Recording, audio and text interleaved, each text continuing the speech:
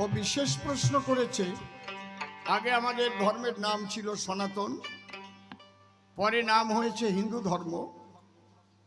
তারপরে আবার বাবা হরিচাঁদ ঠাকুর যখন এলেন, তার গোসাই কলম ধরে লিখে দিলেন সূক্ষ্ম সনাতন ধর্ম। মানবকুলে আসিয়া যশমন্ত সুত হইয়া জন্ম লইয়া সফলা নগরী, প্রচারিল গুরগম্য সূক্ষ্ম সনাতন ধর্ম জানাইল এ জগৎ ভরি। এই সূক্ষ্ম শব্দ সংযোজন কেন করল? ভালো প্রশ্ন। হরিবল, মনিটরে একটু দিলে দাও। বিশাল প্রশ্ন, এক প্রশ্ন নিয়ে 1 মাস কবিগান গাওয়া যায় এই একটা প্রশ্নের। তবে শোনো, সনাতন এমনই একটা ধর্ম, যদি যীশু খ্রিস্ট জন্মগ্রহণ না করতেন তাহলে খ্রিস্টান ধর্ম পৃথিবীতে প্রচার হতো না। যদি বুদ্ধদেব জন্মগ্রহণ না করতেন বৌদ্ধ ধর্ম পৃথিবীতে কোনোদিনও আসতো না। যদি দিনের নবী হযরত মুহাম্মদ জন্মগ্রহণ না করতেন ইসলাম ধর্ম বলে পৃথিবীতে কোনো ধর্ম প্রচার হতো না। তাহলে আদিতে কি ছিল? এই সনাতন, যার নাম পরবর্তীতে হিন্দু। হিন্দু ধর্ম নাম হওয়ার পরে এই সনাতনের ভিতরে এমন কিছু আবর্জনা ঢুকেছে যেগুলো মূলত ওই যে একটা কথা কয় না, বাতের চাইতে কোষ্টা স্বাদ বেশি। একটা কথা আছে না আমাদের বুড়ো বুড়িতে, ঠিক ওই সনাতনের মধ্যে ওই রকম হয়ে গেছে। বাদ 2-1টা আছে, শাক বেশি। বুঝেছেন?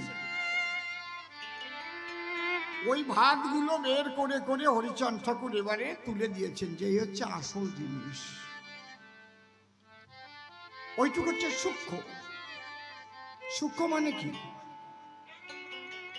একটা কাক একখণ্ড মাংস নিয়ে গাছের ডালে গিয়ে বসেছে, মুখে একখণ্ড মাংস আছে। একটা পাতি শৃগাল গাছের নিচে বসে ভাবছে কিভাবে মাংসখণ্ড ওর থেকে নেওয়া যায়। ও লোলুপ দৃষ্টিতে তাকিয়ে থেকে মনে মনে একটা বুদ্ধি এঁকে বলছে, বাবা বাবা কি সুন্দর পাখি রে, অপূর্ব দুটো আখি রে, এমন পাখি তো কবু দেখিনি। পাতে শিয়াল করছে, কাক রে, এত সুন্দর পাখি যদি খালি একটু গান গাতি পারত তাহলে জগতের মধ্যে সর্বোচ্চ আসন পেত। কাক মনে মনে ভাবে, তাই তাহলে আমার কি গান জানা নাই? তুমি তাই ভাবিস নাকি? আমি একটু গান গাইয়েই শুনাই। কাক গান গালি কি শব্দ হয় কন তো? কি শব্দ হয়? কাক গান গালি কি শব্দ হয় কবা না? সারেগামা কি? কাক যদি গান গায় তাহলে কি শব্দ হয়? ডাক দিলি কি শব্দ হয়? হ্যাঁ, বুঝো না? কাক ডাকলে কি শোনা যায়? কা কা। যেই কাক গান গাইতে যে ডাক দেশে কা কা, দুধার ঠোঁট হয়ে গেছে ফা কা, পড়ে গেছে মাংসের চাকা, শিয়ালের বুদ্ধি পাকা। মাংস দিয়ে শিয়াল হাঁটা দেশে আর কাক বলদের মতো তাকাই রয়েছে। শিয়াল কোনোদিন কথাও কয় না, কাক কোনোদিন গানও গায় না। নিচে কবি কি লিখে দিল?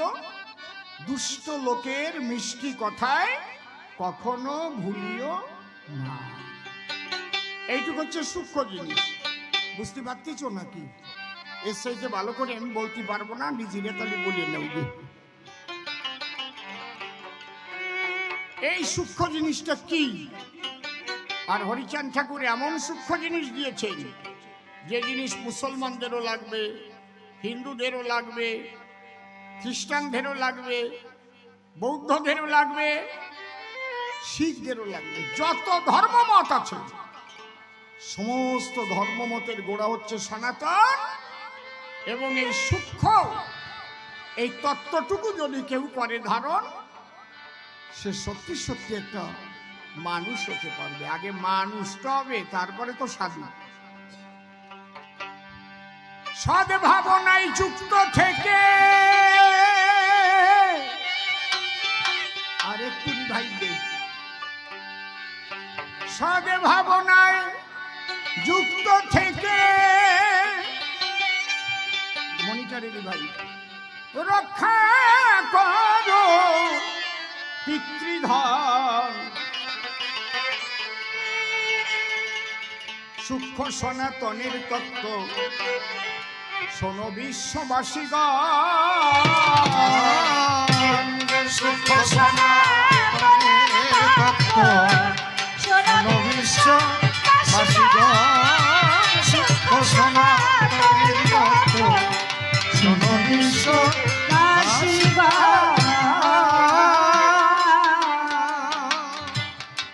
সদ্ভাবনায় যুক্ত থেকে রক্ষা করো পিতৃধন। সূক্ষ্ম সনাতনের তত্ত্ব শোনো বিশ্ববাসীগণ। সূক্ষ্ম সনাতনের তত্ত্ব শোনো বিশ্ববাসীগণ।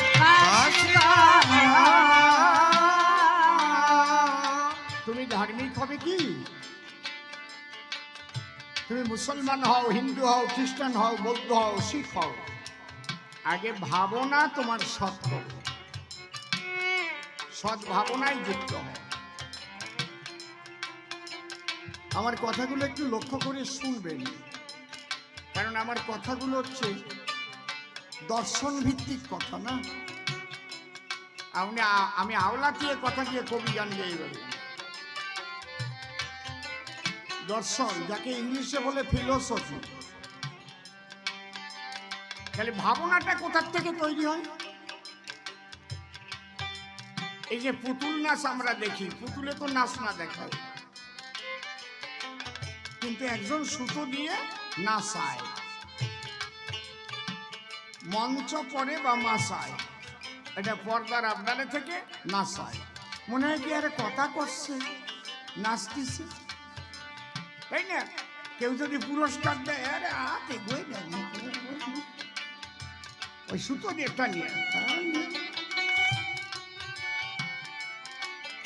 পুতুলকে জিজ্ঞেস করবে যখন রেখে দেবে পুতুল, তোমার নাম কি? কিছু বলতে পারবে? কেন পারবে না?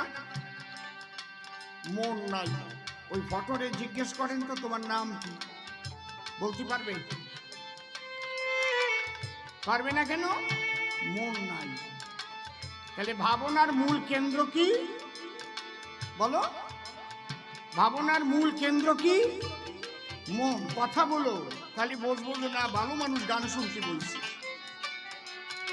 মন।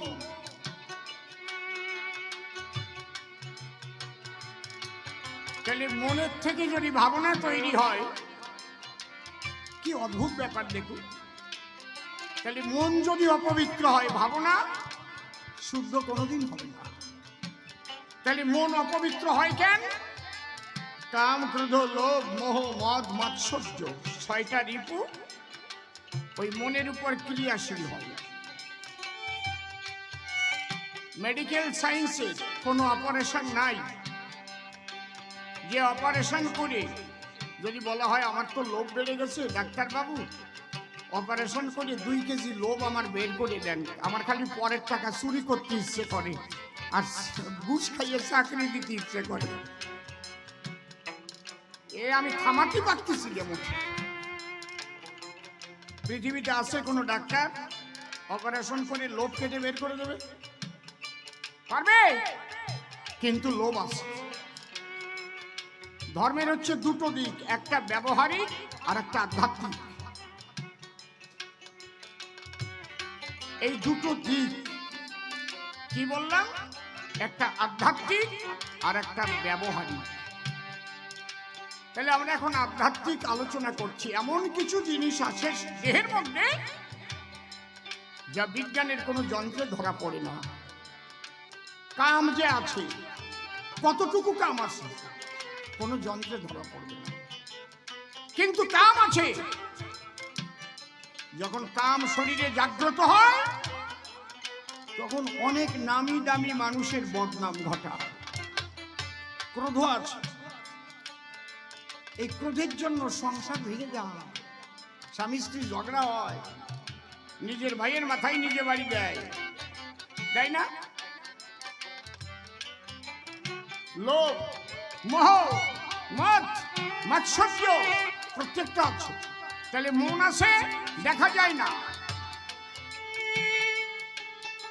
তাহলে এই মন শুদ্ধ করবা কি দিয়ে? যা দেখা যায় না তা শুদ্ধ করবা কি দিয়ে? যা ধরা যায় না, শোয়া যায় না, হ্যাঁ কায়দা আছে। এই জন্য সাধনা দরকার। সাধনা কাকে বলে?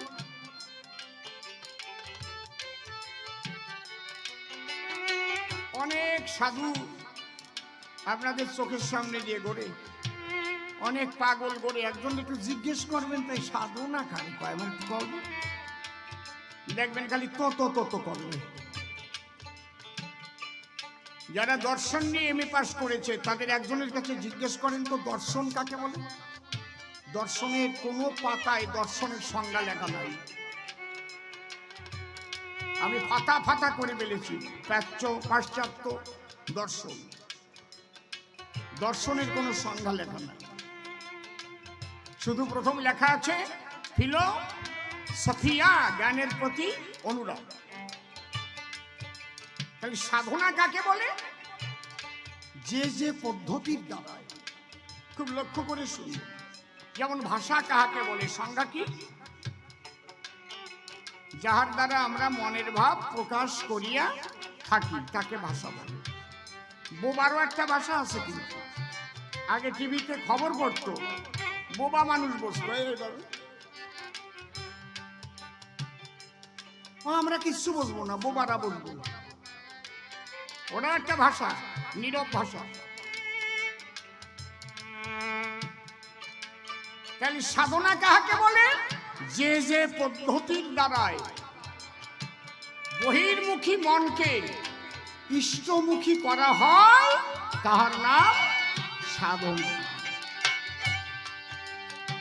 He is the greatest fighter who can control his own mind. তিনি সবচেয়ে বড় যোদ্ধা যিনি তার মনকে বশীভূত করতে পারেন। এই মনকে বশীভূত করার যে পদ্ধতি তার নাম সাধনা। কেউ নামের মালা জপছে, হরে কৃষ্ণ কৃষ্ণ কৃষ্ণ হরে হরে, হরে রাম হরে রাম। মন ঈশ্বরের দিকে যাবে। কেউ রেচক্কু রক্ষুম্ভ করছে, কেউ ধ্যান করছে, কেউ হরিব হরিব হরিব মাতা মারছে, কেউ নামাজ করছে। মনকে ইষ্টমুখী করছে। তাহলে তোমার মনই যদি শুদ্ধ না হয় তাহলে ভাবনাটা শুদ্ধ কোথার থেকে হবে? এটি খেলাখেলি কথা নাকি? উপর দিয়ে পোশাক পরলে আর সাধু হয়ে গেল, বড় বড় মালা নিলে, বড় বড় চুল রাখলে, ঝাঁকি মারলে, বিরাট তিলক কাটলে, নামের মালা নিয়ে ঘুরে বেড়ালে, দেখ মন ভালো না। দীক্ষা টিক্ষা দিলে তারপরে শিষ্যের মেয়ে এনে নিয়ে বিয়ে করে চলে গেলে, তার মানে মন দুষ্ট ছিল। তোমার ভাব যেটা ছিল ওটা নকল, জাল, ধরা পড়ে গেছে। কিরে ও যে ঢোল বাজাচ্ছে, শিখে বাজাচ্ছে, তাই জি বাংলায়ও বাজাইছে, বড় বড় ওস্তাদরা বাহবা দিয়েছে। বাজনা শিখেছে, জাল না। ও বলতে পারবে কত মাত্রায় বাজাচ্ছে, কোথায় সোম, কোথায় ফাঁক, তাল কোথায়, কাল কোথায়, কয় তালের গান হচ্ছে, ছোট্ট তাল কাহার বা ধাগে কেটে নাকে ভিনা, ধাগে কেটে নাকে ভিনা, ধাগে কেটে বাজনা শিখেছে। এখন উস্তাদ হয়ে গেছে, ওর মধ্যে বিভিন্ন রকম রং করছে।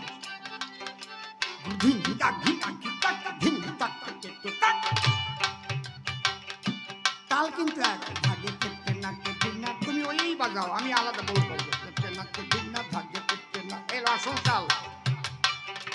এই যে উল্টো বাজাচ্ছে, ধিং, তাক, ধিং। এই যে,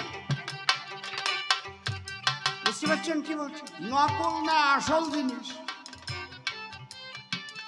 আর তোমার নকল জিনিস হলে ধরা পড়ে যাবা ওস্তাদের দরবারে। এই, কোন জায়গার থেকে শিখেছিস?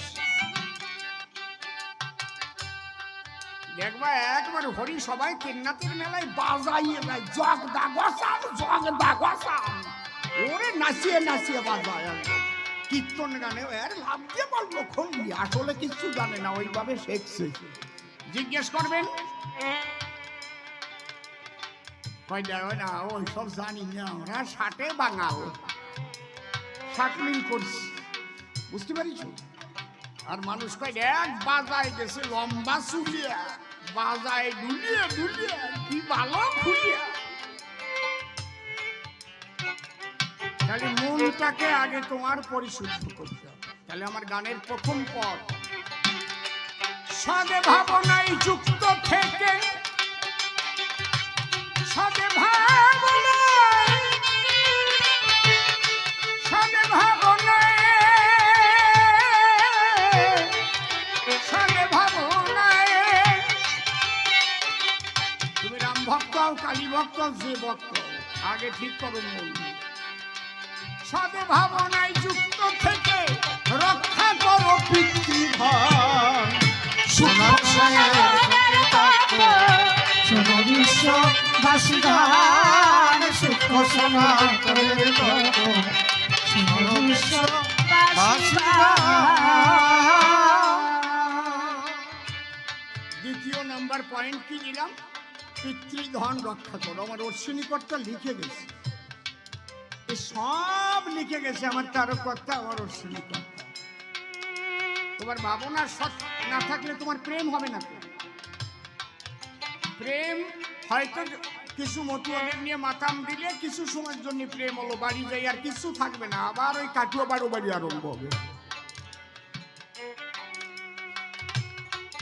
রাগ করতেছেন না তো? এই জন্য অশ্বিনীকর্তার গান আছে না, ও প্রেম বায়ু উড়িবে মোহনেরই গুণে। গাইছো তো, ধরিছো, খাইছো। ভক্তির বাদা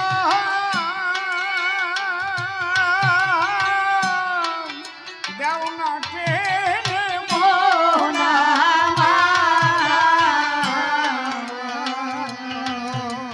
কি সুন্দর বলে গেছে রে। আমি এত সময় যা বললাম ওনার এক বলের মধ্যে তাই না।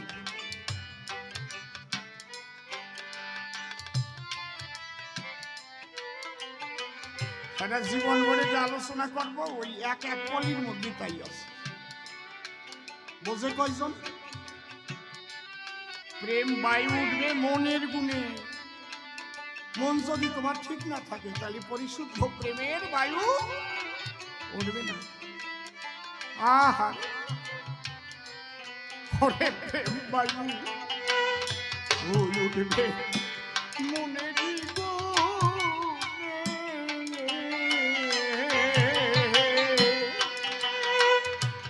ভক্তির বাদা হরি হরি বল, হরি বল, হরি বল। ভক্তির বাদা দেও না টেনে মোনা।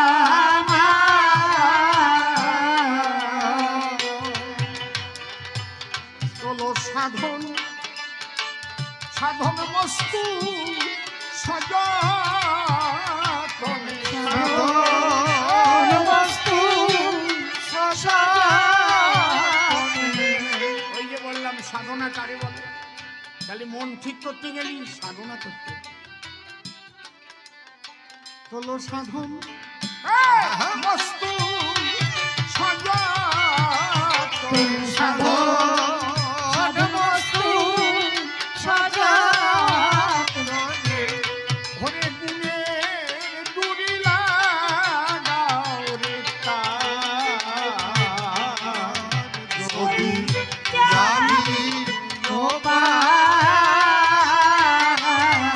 করো শ্রী গুরু কান্ডারি হরি নামে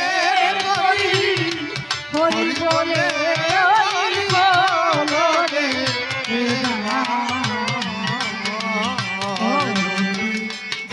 যাবি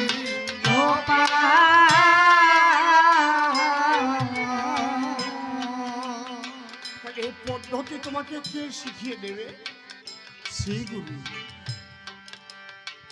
তোমার গুরুর কাছে যেতে হবে। সেই গুরু কে হবে? সবাই গুরু হতে পারে? যার গুরুত্ব আছে।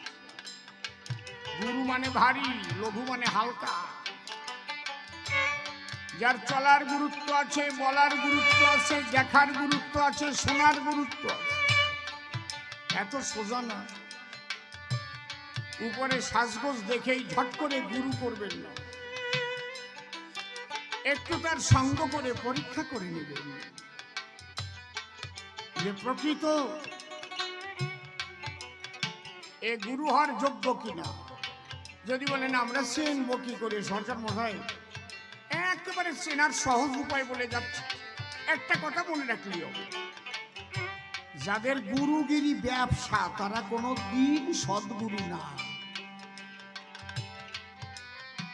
কি বললাম? যাদের গুরুগিরি ব্যবসা তারা কোনোদিন খাঁটি গুরু না। কারণ গুরুগিরি নিয়ে কেউ ব্যবসা করে না। যারা সাধু মানুষ, তাদের পিছনে মানুষ দৌড়ায়, তাদের দিতে চায়, নেয় না। তারা কারো কাছে কিছু চায় না। আর ব্যবসার গুরুরা কি করবে? 10 টাকা দিলে মুখ গুঁড়োই নেবে, 500 টাকা দিলে কোলে টানিয়ে চাপ দেবে, বলে বাবা বলাই রে তোর মতো শিষ্যর নাই রে। খারাপ কথা করছি না, তোমার মিলতিছে তো। মনে মনে ভাববা বাড়ি গিয়ে যে অসীম সরকার কি বলে গেল। তাহলে সেই গুরু সদ্গুরু হবে যে গুরু গুরুগিরিকে ব্যবসা বলে জীবনে পাথেও করে নেয়নি। দেখেন, এবং তিনি আপনার ধরার সন্ধান দেবে। দ্বিতীয় হচ্ছে পিতৃধন। সেই সে বাপের বেটা বিচক্ষণ যে রক্ষা করে। কি কার লেখা? বলো কার লেখা, জোরে বলো। অশ্বিনী গুলাই, আরে কমাল, কিছু বাকি রেখে যায়। পিতৃধনের উপরে হরিধন বিরাজ করে, লেখা কি? সেই সে বাপের বেটা বিচক্ষণ যে রক্ষা করে পিতৃধন, যাকে ইংলিশে বলে স্পার্ম, আর নারীর সত্তাকে বলে ওভাম। এই স্পার্ম আর ওভামের মিলনে জাইগট ফর্ম করে, যাকে বাংলায় বলে ভ্রূণ। ওখান থেকে সেল ডিভিশন হয়ে হয়ে, মানে কোষ বিভাজনের দ্বারাই ধীরে ধীরে ধীরে ধীরে মাতৃগর্ভে আমার এই শরীরটা তৈরি হয়। ওই যে অল্প একটু শুক্রাণু বাবা দিয়েছিল, ডিম্বাণু তাই গ্রহণ করলো। ওর মধ্যে আমার মাথা, হাড়, গোড়, গিলু, কিডনি যা আছে ভিতরে, লাংস, হার্ট, বৃহদান্ত, ক্ষুদ্রান্ত যা কম সব ছিল। কি মূল্যবান! এই মূল্যবোধ কি তোমার মধ্যে জেগেছে? তুমি সাধনায় সাধু হবা। তাহলে এক বিন্দু যদি ব্যভিচারে নষ্ট হয়, সাধু হওয়া সম্ভব নয়। তাহলে এইটাকে কন্ট্রোল করার, ধারণ করার ক্ষমতা তুমি তো জানো না। ওখানে ডাক্তারবাবু বসে আছেন, উনি আইসিইউতে স্পেশালিস্ট, ডিউটি ওনার আইসিইউতে। তাহলে এই বিষয় নিয়ে মন্ডল বাবু উনি পড়াশোনা করেছেন। তাহলে তুমি যদি এই পিতৃধন রক্ষা করার বিষয় জানতে চাও, ধরতে চাও, তাহলে ধরা মানুষের কাছে যাও। অধর মানুষ ধরবি যদি, ওরে আমার মন, যে ধরেছে তারে ধরে, নিরিখ ধরে পর্ষা ধরে।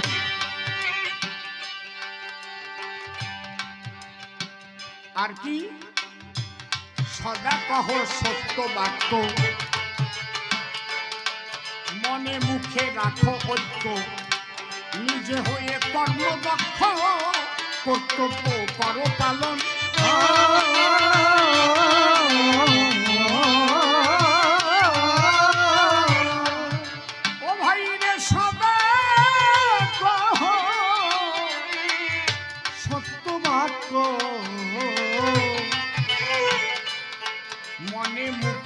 রেখো ঐক্য, নিজে হয়ে কর্মদক্ষ, কর্তব্য করো পালন।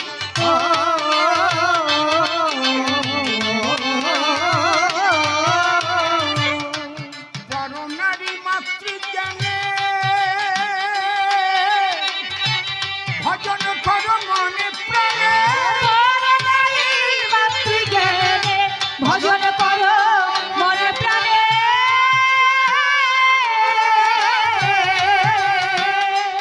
হরে করো নারী মাতৃজ্ঞানে।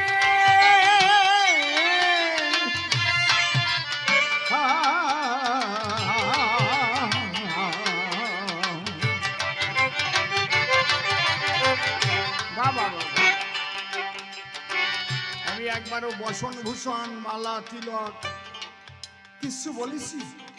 টুপি এগুলো বহিরঙ্গীয়, এগুলো হচ্ছে বহিরঙ্গীয়। এগুলো পরে কেন? তুমি কোন স্কুলে ভর্তি হয়েছো সেই স্কুলের একটা ইউনিফর্ম। তুমি মতুয়া স্কুলে ভর্তি হয়েছো, তাই তোমার একটা আশার মালা। তুমি শ্রীকৃষ্ণের অবতার শ্রীমান মহাপ্রভুর দেওয়া বৈষ্ণব মতে গেছো, তাই তোমার গলায় একটা তুলসীর মালা। দেখলে বোঝা যাবে, যারা মতুয়া স্কুলের ছাত্র দেখলে আশার মালা দেখলি বলবে হরি বল, ভালো আছে তো। যারা তুলসীর মালা নিয়েছে তারা বলবে হরে কৃষ্ণ। জানবে আমরা এক স্কুলের ছাত্র। বুঝতে পারছেন কি বলছি? কিন্তু বোর্ডের পরীক্ষা যখন হবে, ওই আশার মালা তুলসীর মালায় কাজ হবে না লেখাপড়ায় কাজ হবে? কোনটাই হবে? এক একটা স্কুলের আলাদা ইউনিফর্ম পরে যেতে হয়, কিন্তু বোর্ডের পরীক্ষার সময় কি ওই ইউনিফর্ম পরে ছবি খাতায় লাগাই দিলি মার্কস পাওয়া যায়? সেই জায়গা প্রমাণ হবে তুমি সারা বছর পড়াশোনা করেছো কেমন, প্রশ্নের উত্তর দিতে পারছো কিনা। তুমি ভালো উত্তর দিলে, এখন ঘুষ খাওয়া যদি অফিসার হয়, সে তো তোমার ভালোটারে বাদ দিয়ে খারাপটারে ঢুকাই দেবে। সে জায়গার কথা আমি করছি না, কিন্তু যোগ্যদের বাদ দিয়ে দিল, অযোগ্যদের টাকা খেয়ে ঢুকাই দিল। ও জিনিস আলাদা, ওরে কয় দুর্নীতি। আমি সেই জায়গায় কিন্তু বলতেছি, কিন্তু আমি আসল আলোচনা করছি।